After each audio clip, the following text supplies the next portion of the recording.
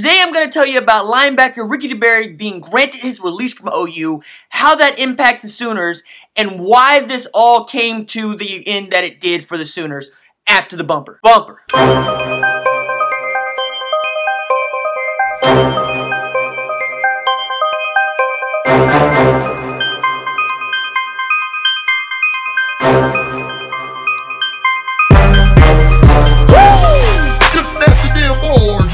What's up, kid folk? It's RJ Young. I am not on a step mill. The news is linebacker, H-back, whatever they wanted to call him while he was at OU, Ricky DeBerry, 5-star recruit, has been granted his release and will transfer in May. Now, few things off the top. Ricky DeBerry managed to graduate in 3 years at OU, was still a 5-star recruit, but only played in 6 games, recorded just 5 tackles, and all of those came in 2016. He came to OU looking to be kind of a James Harrison outside linebacker kind of type, like Obo, right? Like striker. Then they moved him to inside linebacker in March of last year, and then earlier in October, you heard me go bat because Riley told beat writers that Ricky DeBerry had been moved to H-back. Ricky DeBerry doesn't play offense.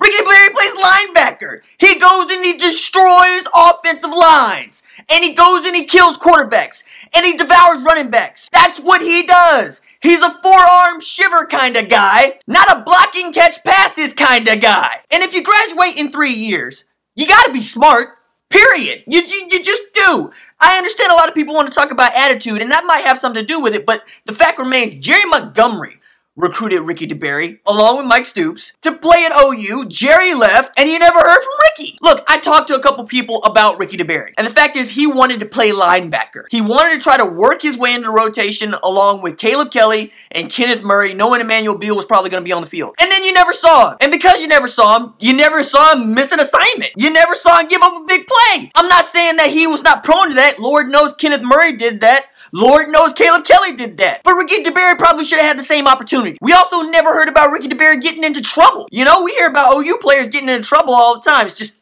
part of what we do. It's part of every big-time college football program, to be fair. But what I do know is Mike Stoops' defense got destroyed last season. And it got destroyed last season. It got mollywopped, skull-dragged. It was trash.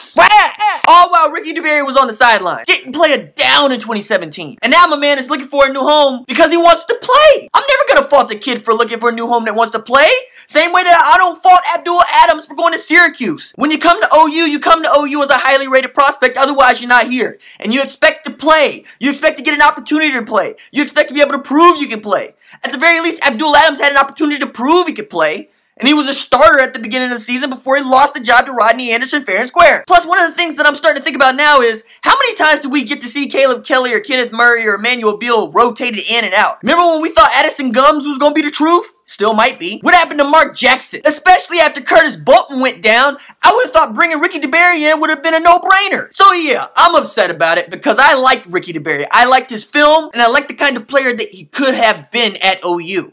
Just as I like most kids that come to OU. On the flip side, there's another scholarship opening up because of Ricky DeBerry's departure. Hopefully with more defensive tackle transfers. I'd take one of those. But you know, I mentioned this in January. I mentioned this last month. We knew that this was on the table. And why wouldn't it be? Kid deserves to go someplace where he can play. Just like all the kids that come to OU. They deserve an opportunity. But yeah, I'm still kind of sick about it. Ricky DeBerry played just 6 games. He started 1. Of those 5 tackles he had, 1 was for loss. And he even had a fumble recovery. So I'm pulling for the kid to go somewhere and light it up. In the meantime, Mike Stoops needs to fix my defense. Alright, that's it for me. If you like the videos, don't forget to like and subscribe. I'll see you tomorrow. I'm still hot. Deuces.